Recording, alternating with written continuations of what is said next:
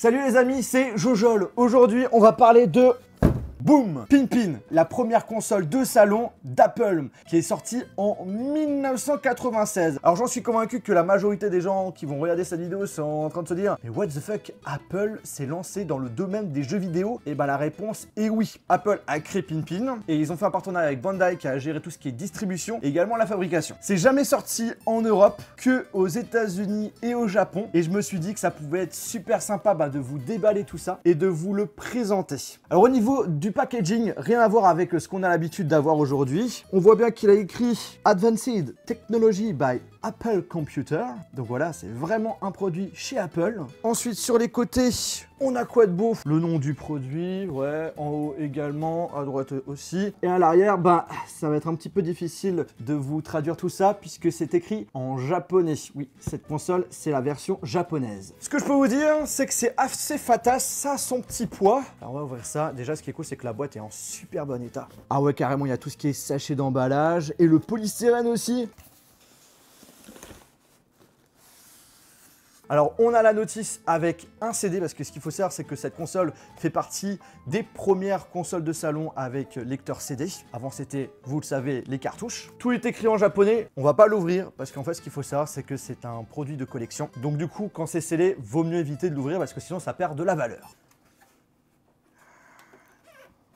Waouh, la console est en super bon état. On voit même que la couleur n'a pas changé. En général, ce genre de produit, ça jaunit assez facilement. C'est pas du tout le cas dessus. J'ai bien l'impression que c'est une console qui n'a pas vraiment été utilisée régulièrement. Après, j'ai envie de vous dire, il y avait tellement peu de contenu qu'au final, les personnes qui ont acheté ça l'utilisaient une fois et puis c'est tout. Donc à l'avant, on a le logo Pinpin. On n'a pas forcément l'impression que Apple a cherché à faire un produit vraiment design. On a devant une prise mini jack, je suppose, pour peut-être connecter des enceintes. Ensuite, deux autres connectiques qui ressemblent un petit peu.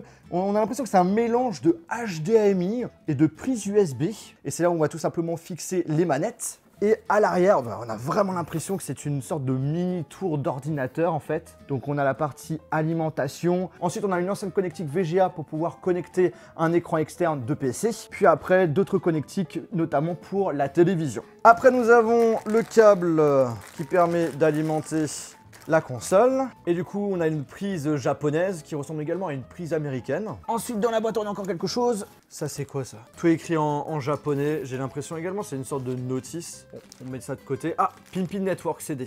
Ok, alors peut-être que ça, c'est la notice pour vous expliquer comment fonctionne la machine avec Internet. Parce que ce qu'il faut savoir, c'est que la spécificité de Pinpin, c'est que c'est la première console de salon qui propose une connexion Internet. Petite pochette avec 6 CD dedans qui nous permet tout simplement de pouvoir lancer des applications et également des jeux. Ça, qu'est-ce que c'est? Alors, je pense que... Là, je vois qu'il y a une prise pour téléphone. Donc, je pense que ça permettait du coup d'avoir l'Internet sur la console. Et puis, on a une carte mémoire, s'il vous plaît, de 2 mégas. 2 mégas, c'est pas grand-chose aujourd'hui.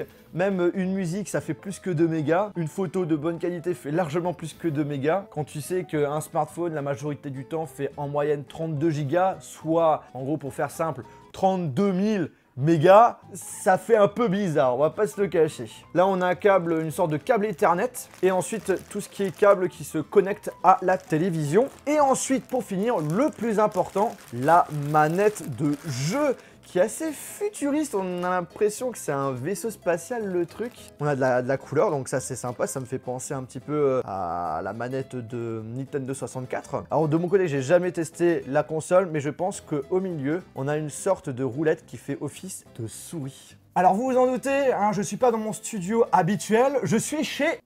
Tiens, ah merde, j'ai cru que t'allais annoncer. Avec Jonathan, collectionneur, comme vous pouvez le remarquer. Jonathan a réussi à trouver cette console. Quand il m'a dit « Hey Jojol, tu vas pas deviner ce que je viens d'acheter ?» Je viens d'acheter la première console de salon d'Apple. Et la dernière. Et du coup, la dernière, parce qu'elle a fait un sacré flop, on va justement raconter l'histoire de cette bête sans que ça soit vraiment une bête. Alors justement, pourquoi elle a bidé, notamment sur 2 points. La première, c'est parce qu'elle n'a pas proposé de jeu.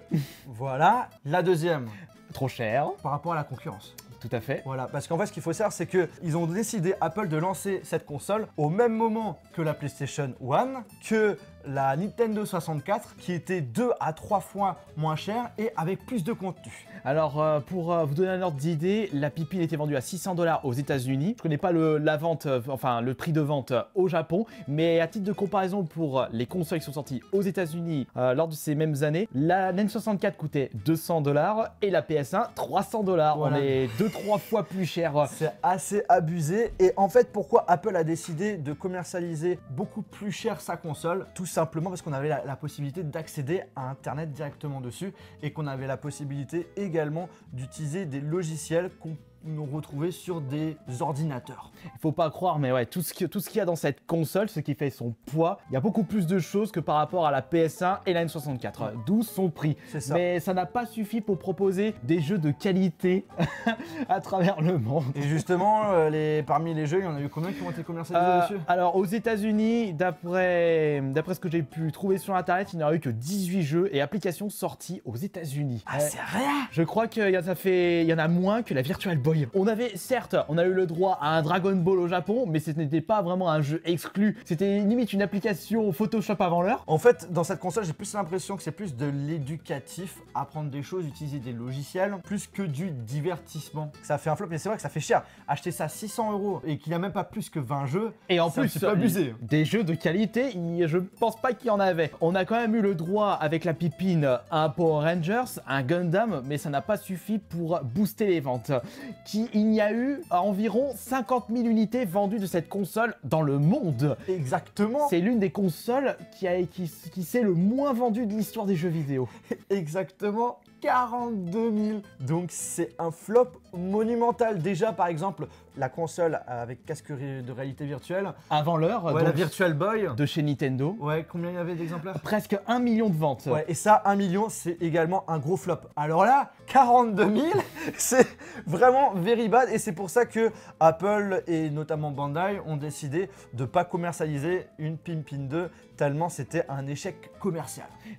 Et surtout, c'est pour ça qu'ils n'ont pas décidé de commercialiser cette console en Europe. Au vu des chiffres misérables aux États-Unis et au Japon, ils se sont dit on arrête le carnage, et au bout d'un an, ils ont arrêté la production et la vente de cette console. Et à la fin de l'année 97, fin de vie, rideau pour la pipine. Et juste pour vous donner un ordre d'idée au chiffre des ventes pour la même génération de consoles, celle-ci s'est vendue à 42 000 unités.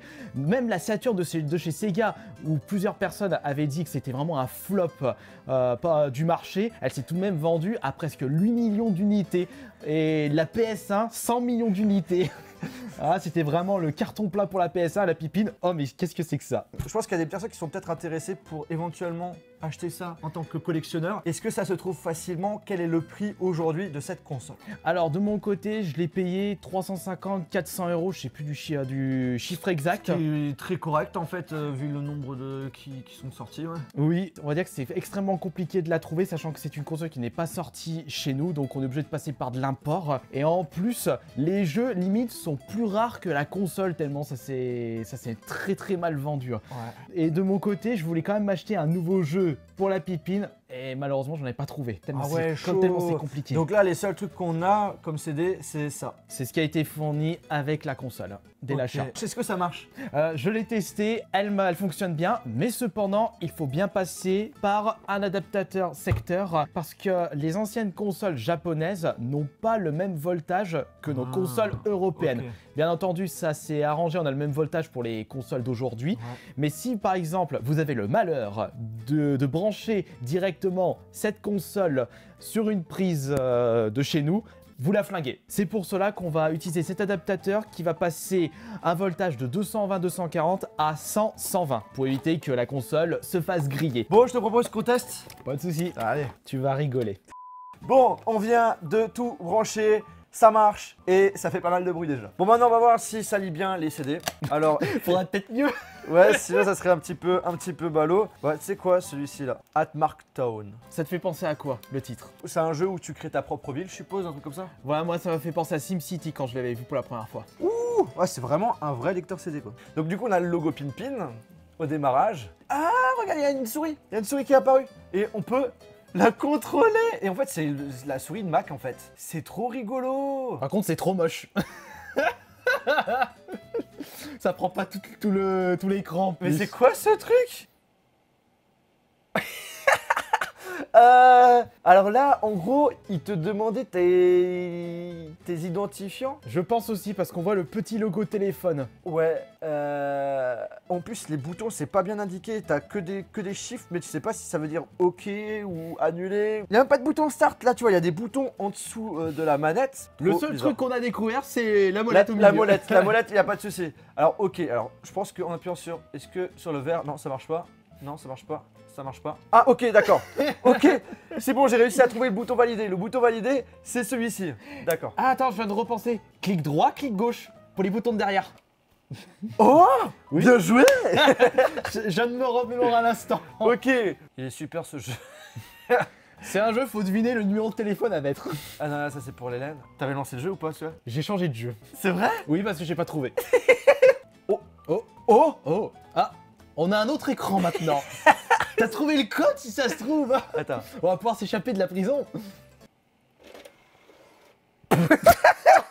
Peut-être que t'es obligé d'être absolument connecté à Internet pour utiliser ces jeux. C'est possible. Et en 96, pas beaucoup de personnes avaient internet. Bah ouais, et Bon. c'est pour ça que ça fait un flop. Et en plus, ça coûtait cher Internet. Hein. Bon après le problème c'est que comme c'est écrit en japonais, ça nous aide pas vraiment. Ouais, en effet. Non, mais c'est Pipine. Oui, pépine. J'avais dit Pin-Pin, moi. C'est pas grave, je le disais aussi. Bon, alors du coup, je me suis trompé sur le nom du produit, c'est Pipine. Je sais pas pourquoi je disais Pin-Pin. Non, mais c'est toujours le même truc. Oui, regarde, t'as mis le même numéro. Je te propose qu'on mette autre chose. T'avais au moins un truc qui marchait? Oui. Combien de trucs? Je sais plus combien. Mais il y avait déjà un truc qui marchait. Oh, je crois que celui-ci doit marcher. Alors, c'est Paint. T'achètes pas une console de jeux vidéo pour faire du paint. Non, mais je pense L'intérêt, que... il est négatif. Je quoi. pense que la stratégie d'Apple sur cette console, ils ont pas réfléchi en fait. Ils ont dit, hey, ça vous dit les amis, on se fait une console. Ah ouais, trop bien, on propose quoi comme contenu? On verra après. Il y a le logo Apple. on a enfin le Ouais, logo. il y a le logo d'Apple. QuickTime aussi, trop bien. Je te parie que c'était le seul truc qui marchait. Je crois que c'était celui-là. Je crois que c'était celui-là. Hop, putain. Les chutes du Niagara. Non, regarde, c'est simple. Ah. Jojol. Waouh, what tape là. C'est moche. Bah vas-y, à toi. Bah, Alors du coup, à gauche là, Alors. t'as coupé, c'est peut-être... Ouais, coupé. Attends, c'était déjà ce truc. Il y a des carottes, c'est Ouais, ah. Attends, mais ça veut rien dire là, la carotte. Attends, dégage-moi ça. Annule. C'est quoi ce truc? Et attends. Ah, tu peux mettre de la couleur. Regarde. Oh, là Attends, t'as non, mis mais de pour lui, il l'orange. va continuer. Là, je t'ai mis une autre lettre. T'essaies de deviner laquelle. Je vais essayer de te faire un petit Kirby. Waouh. Waouh. Ah, ça me gave. Allez, vas-y. J'arrive pas. Dessiner avec ça, s'il vous plaît. Mais c'est pas possible. Le truc, c'est un ordinateur. Sauf que ça fait tout en fait. Et ils ont tout simplement mis un clavier virtuel. Bon, la clavier virtuel, il est en japonais. Donc, allez, devine ce que j'écris. Comment ça s'appelle Alligato. Oh, je te parlais qu'on pouvait connecter ça à une imprimante. Mais imprimer Vas-y. quoi? Ta petite feuille? Attends, il y a des tampons. Oh putain, regarde. Non mais attends, tu me dis pas que tu payes 600 $ juste ça pour t'amuser avec 2-3 gifs. C'est pas possible. Je pense qu'ils pensaient qu'il y aurait pas mal de développeurs qui allaient se lancer pour créer des jeux dessus. Et Peut-être puis qu'on voilà. aurait pu avoir ce genre de jeu. Ah, ça. Est-ce que ça intéresserait aussi des gens que je fasse des vidéos où je raconte l'histoire de vieilles consoles? Ça peut être même sympa de le faire avec toi aussi. Hein. Oui, pourquoi Ouais, pas. carrément, bah n'hésitez pas à lâcher un commentaire. Vraiment, il y a que celui-ci que j'ai réussi à faire marcher. Et c'est pour cela que j'ai voulu au moins trouver un jeu potable, un vrai jeu pour pouvoir le tester sur cette console. Mais comme les jeux sont aussi rares que la console, j'ai laissé tomber. Ouais, en fait, ils ont vraiment mis le paquet pour tout ce qui est online, quoi.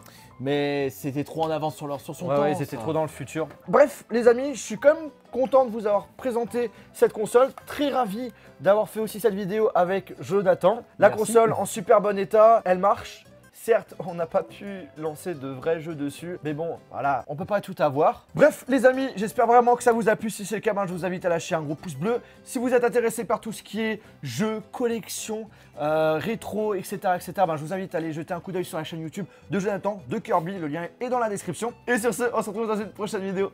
Salut! Ciao. Il est super ce jeu. On a enfin le Ouais, logo. il y a le logo d'Apple. QuickTime aussi, trop bien! Je te parie que c'était le seul truc qui marchait. Je crois que c'était celui-là. Je crois que c'était celui-là. Hop, c'est trop rigolo! Par contre, c'est trop moche.